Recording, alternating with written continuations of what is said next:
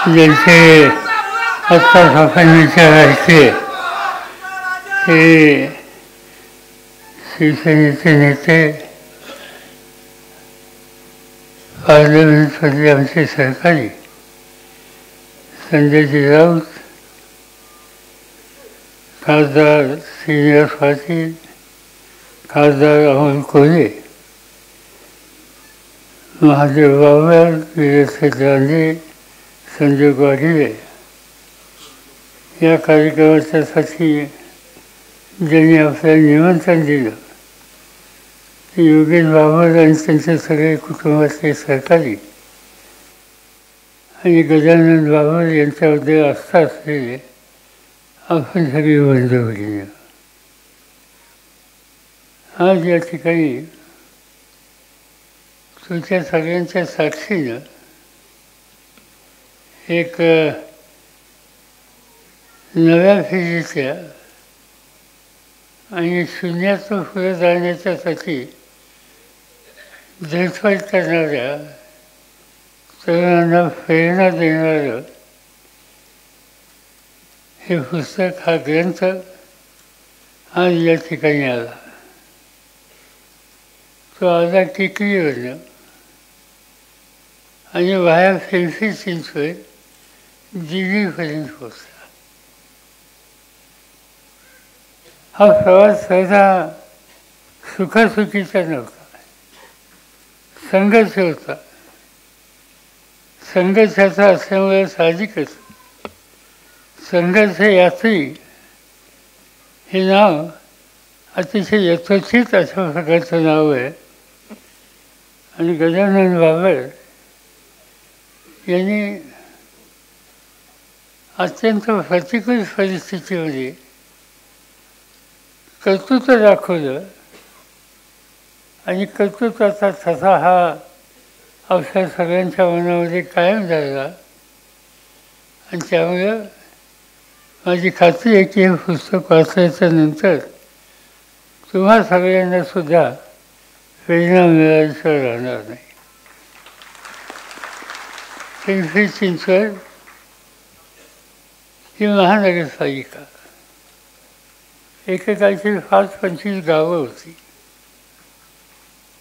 आणि त्या गावामध्ये शेती करणं, गावचं राजकारण करणं, अण्णासाहेब मागल्यांचं नेतृत्व मान्य करून पावले टाकलं, ही स्थिती अनेक वर्ष होती.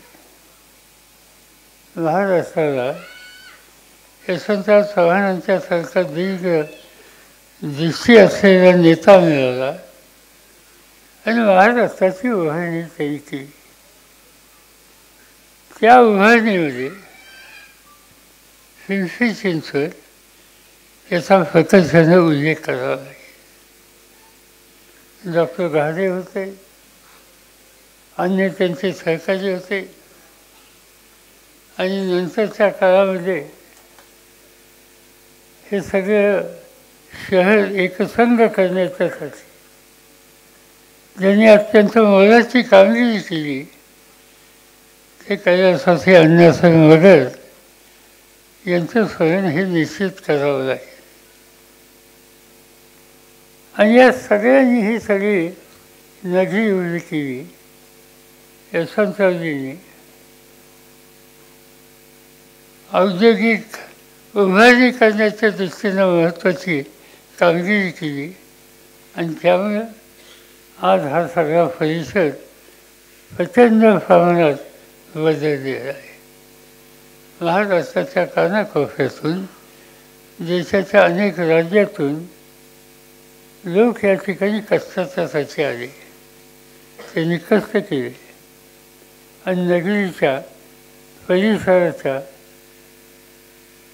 विकासामध्ये अतिशय महत्त्वाचं योगदान दिलं. त्याच्यामध्ये शून्यातून पुढे येऊन अगदी किराणा दुकानामध्ये पगार न घेता केवळ 2 वेळचं जेवण मिळते आणि रात्री निराला आस्था मिळतोय, त्यासाठी ज्यांनी कष्ट केले ते गजानन बाबरांच्यासारखे अनेक लोक या ठिकाणी आले आणि कष्टानं कर्तृत्व आलं आणि या सगळ्या नगरीच्या परिसरावर बांधिलकीने त्यांनी आपला व्यक्तिगत धरून सुद्धा गजानन बाबा या ठिकाणी आले. अक्षरशः त्यांची सगळी पार्श्वभूमी या पुस्तकामध्ये अतिशय चांगली दिली. इथं आले, छोटी काम करत होते. काम करत असताना लोकांच्यासाठी त्यांनी इथं अनेक ठिकाणच्या निषेधचा सातारा आणि त्या भागातल्या लोकांची एक मोठी संख्या असल्यामुळं त्यांच्याशी सुसंवाद साधत आपण काहीतरी केलं पाहिजे हा विचार त्यांनी मनामध्ये घेतला आणि आपल्या कामाला सुरुवात केली.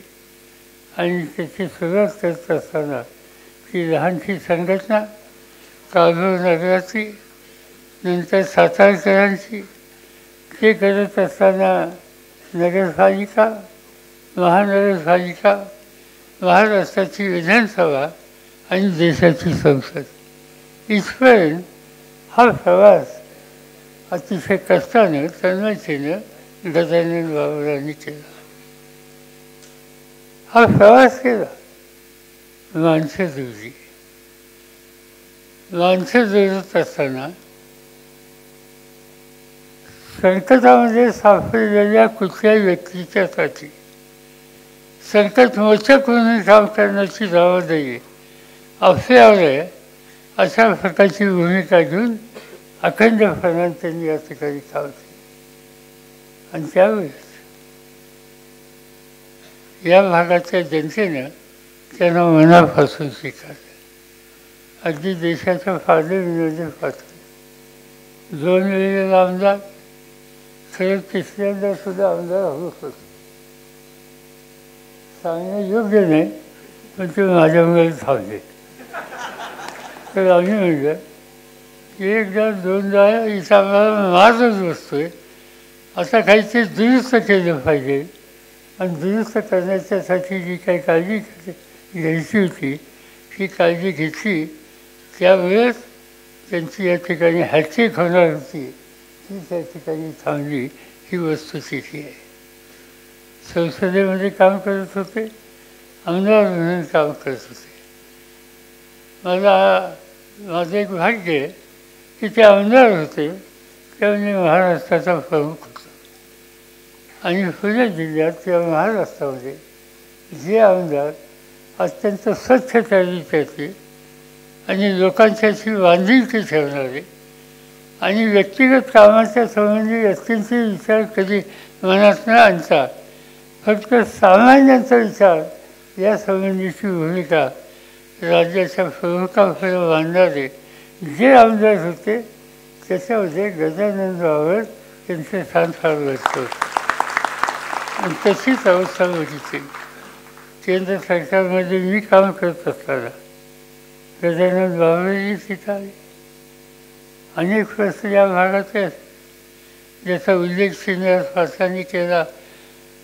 फेनिसिन फॅक्टरी असेल, अन्य काही कारखानदाराचे प्रश्न असतील, विकासाचे प्रश्न असतील, पाण्याचे प्रश्न असतील, जिथं केंद्र सरकारची मदत हवी आहे ते प्रश्न प्रकर्षानं गजानन बाबर यांनी आम्हा लोकांच्या समोर मांडले. आणि मी माझ्यापुरती एक करून ठेवली होती की महाराष्ट्राचा कुठल्याही पक्षाचा लोकप्रतिनिधी जनतेच्या कामाच्यासाठी आल्याच्या नंतर आपण त्याचा पक्ष बघायचा नाही, त्याच्या कामात लक्ष घालायचं. आणि गजानन बाबर यांच्यासाठी दिल्लीमध्ये माझ्या कार्यालयामध्ये विविध प्रश्नाच्या सोडवणुकीच्यासाठी अनेकदा बैठका आम्ही लोकांनी आयोजित केल्या आणि त्यांच्या प्रश्नाची ही त्या ठिकाणी सोडवणूक करण्याच्याबद्दल प्रयत्नाची पराकाष्ठा केली. अनेक गोष्टी त्यांच्याबद्दलच्या सांगण्यासाठी हे सगळे चित्र बदलले आता. आपला सगळा परिसर बदलला आहे. हिल्फी सेंटर इथं औद्योगिकरण ही असं त्यांची दृष्टी होती. चव्हाण साहेबांच्या सरकार महाराष्ट्राला मुख्यमंत्री मिळाला. आणि त्याबरोबर निवड शेती एका शेती करून चालणार नाही, औद्योगिकरण झालं पाहिजे हे सूत्र त्यांनी मांडलं. आणि त्याच्यातून सगळ्यात महत्त्वाची कारखानदारी एका दृष्टीनं त्यावेळेच्या काळात ठाणे आणि त्यानंतर या परिसरामध्ये ही उभी करण्याची काळजी केली. जे करताना त्यांनी विनंती केली की त्यांचा एक कारखाना जमशेदपूरला होता, त्याचं एक्सपान्शन करण्याचा निर्णय त्यांनी घेतला होता. चव्हाण साहेबांनी सांगितलं की एक्सपान्शन तिथं करू नका, महाराष्ट्रात या, तुम्हाला हवं तर मी देतो. आणि या ठिकाणी त्यांनी जागा दिली आणि त्यामधूनच आज तेलकोसारखा एक कारखाना या ठिकाणी उभा राहिला.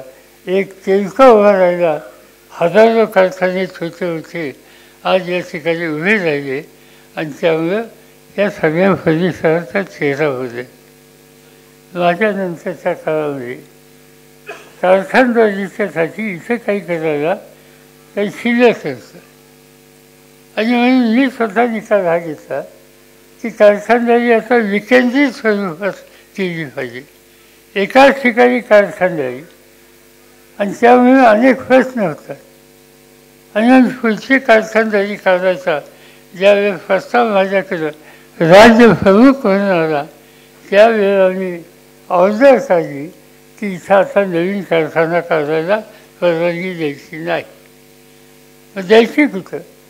चाकणची निवड केली, रांजणगावची निवड केली, या जेजुरी, तळेगाव, इंदापूर या ठिकाणची निवड केली.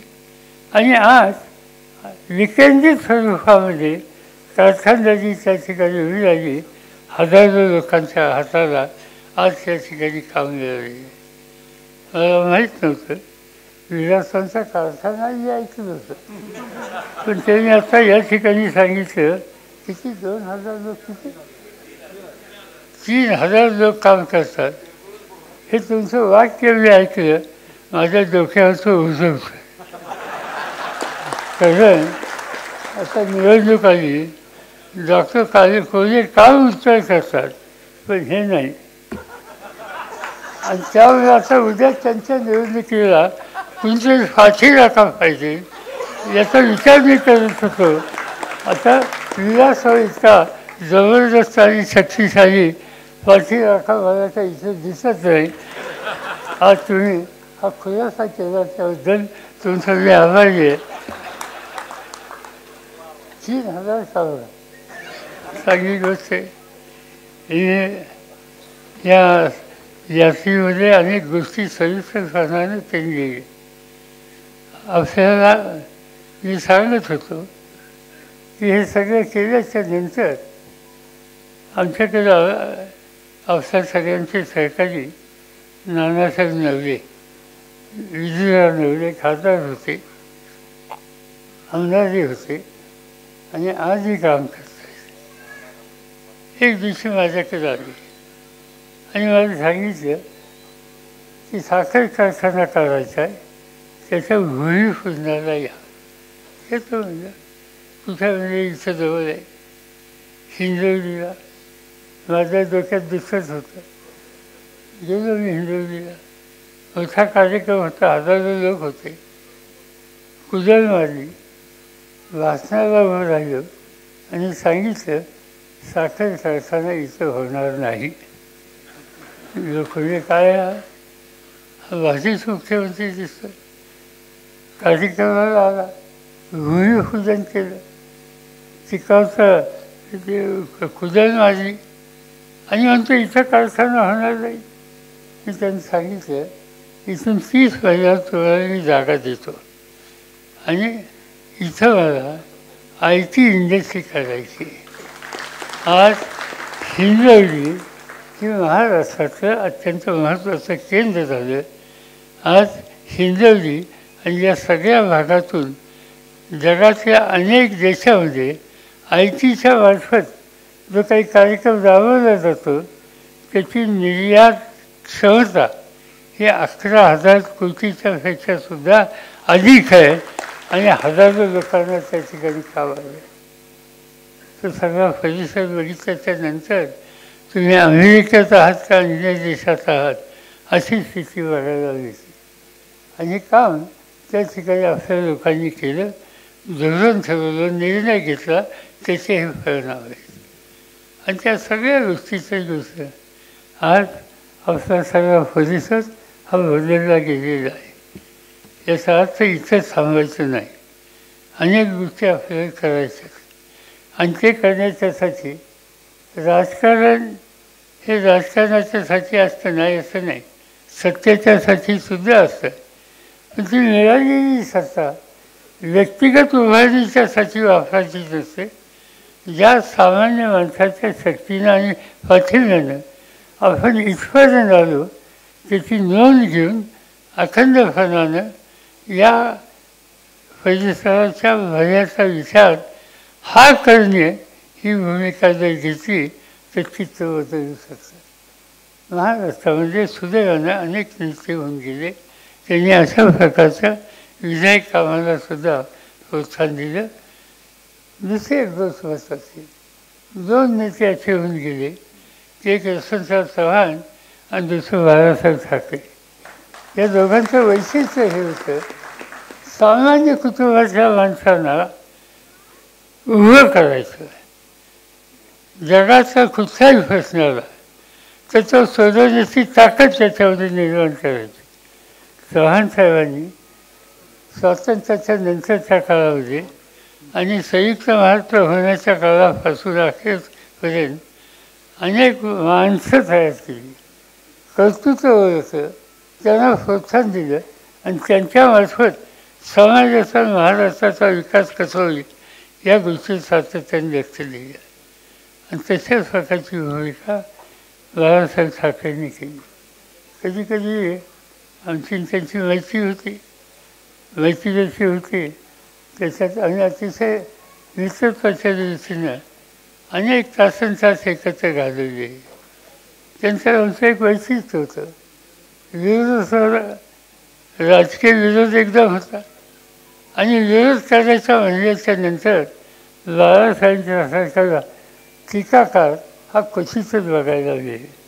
पण ती टीका करण्याच्या संबंधीची भूमिका ही घेतली तो प्रसंग संपल्याच्या नंतर जीवाभावानं साथ देणारा नृत्यसुद्धा दुसरा कुठं बघायचं कारण नाही. एकच गोष्ट सांगतो, मागं एकदा जाहीरपणानं सांगितलं की आमच्या पक्षांनी त्यावेळेला सुफियाला राज्यसभेत पाठवायचा निर्णय घेतला.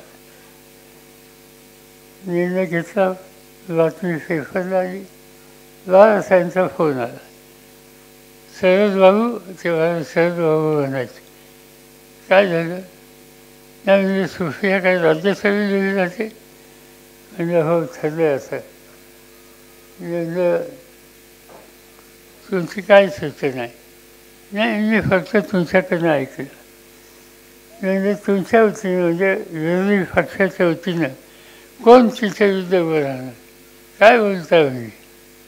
आपली फौजी पहिल्यांदा पार्लमेंटमध्ये जाते, तिच्या विरुद्ध आमचा उमेदवार असलं ती विनिवत जाईल आणि ती विनिवत गेली. पार्लमेंटमध्ये विनिवत दुसऱ्या पक्षाच्या नव्या पिढीतल्या व्यक्तीला पाठवणं एवढा मोठा अंतःकरणाचा मोठेपणा हा क्वचित बघायला मिळतो, तो बाळासाहेबांच्यामध्ये होता. आणि म्हणून त्या बाळासाहेबांनी अनेक माणसं तयार केली, त्याच्याचं कर्तृत्व शोधलं तरी आणि त्याचा आत्मविश्वास वाढवला, त्याला प्रोत्साहित केलं. आणि त्याच्यामुळे महाराष्ट्रामध्ये अक्षरशः हजारो कर्तृत्ववान ज्याचं कर्तृत्व माहीत नव्हतं पण बाळासाहेबांच्या प्रोत्साहित करण्याच्या भूमिकेनं ते कर्तृत्व समाजाच्या पुढं आलं. असे हजारो कर्तृत्ववान तरुण आणि ज्यांची पार्श्वभूमी नाही, सामान्य कुटुंबाचे ही त्यांनी पिढी तयार केली. ही महाराष्ट्राच्या दृष्टीनं एक प्रचंड मोलाची कामगिरी ही बाळासाहेबांनी केली, ही कधी आपण विसरू शकत नाही. आणि त्यामुळं या सगळ्या गोष्टींतून गजानन बाबर यांच्यासारखे अनेक लोक आज बाळासाहेबांनी तयार करून दिले. बाबर लहानशा खेड्यातनं आले, छोट्या मोठ्या व्यवसायातनं केले, अनेक गोष्टी तिथं आल्याचं लक्ष घातलं. कामगारांचा प्रश्न असो, ट्रान्सपोर्टचा प्रश्न असो, अनेक ठिकाणी जिथं जिथं सामान्य माणूस आहे त्यांना संघटित करून त्याच्या प्रश्नाची सोडवणूक करण्याच्यासाठी त्यांनी आपलं आयुष्य दिलं. दुर्दैवानं अखेरच्या काळामध्ये प्रकृतीने त्यांना साथ दिली नाही आणि त्यामुळे ते निघून गेले. ते निघाले तरी आपल्या सगळ्यांच्या अंतःकरणाचं त्यांचं स्थान हे कायम राहील याच्याबद्दलची पूर्ण कल्पना मला स्वतःला आहे. या ठिकाणी ते काम करत असताना श्रीनिवास पाटील आणि त्यांच्या सहकाऱ्यांनी त्यांना मनापासून साथ दिली. श्रीनिवास पाटील आणि ते दोघेही सातारकर. इथे त्यांनी सातारकरांची एक संघटनाही केली होती, अजून चालू होती. त्यांच्या संघटनेच्या मार्फत आलेला प्रत्येक सातारकर काही ना काहीतरी इथं योगदान करेल याची खबरदारी घेतली आणि या राज्याला एका समृद्धीच्या रस्त्यावर नेण्याच्यासाठी त्याला हातभार लावला. तो लावत असताना गावाकडे लक्ष ठेवलं आणि इथली बांधिलकी ही कधी सोडली नाही. हा समन्वय या पिढीने कसा केला त्यामुळे आज इथलं चित्र बदललेलं आहे. या गजानन बाबांनी या सगळ्यामध्ये जे योगदान दिलं त्याचा अखंड स्मरण आपण करू. या ग्रंथाच्या माध्यमातून आज त्यांचं खरं वास्तव चित्र आणि प्रतिकूल परिस्थितीवर मात कशी करायची यासंबंधीचा एक आदर्श या ग्रंथाच्या माध्यमातून त्यांनी या ठिकाणी लिखित स्वरूपात मांडलं आहे. माझी खात्री आहे की नवी पिढी हे वाचेल आणि त्यांचा आत्मविश्वास वाढून ते स्वतःच्या पायावर वावे ज्या पद्धतीनं शून्याचं उभे राहिले त्याच पद्धतीनं स्वतःचं व्यक्तिमत्व घडवतील अशा प्रकारची अपेक्षा निश्चितपणाने करतो. या पुस्तकाचं प्रकाशन झालं हे तुम्हाला सांगतो आणि माझे 2 शब्द सांगतो. देश विदेशातील प्रत्येक घडामोडींचे लाईव्ह अपडेट मिळवण्यासाठी आता साम टीव्हीच्या सर्व सोशल मीडिया प्लॅटफॉर्मला लाईक, फॉलो आणि सबस्क्राईब करा. तसंच सर्व नोटिफिकेशनसाठी बेल आयकॉन प्रेस करायला विसरू नका.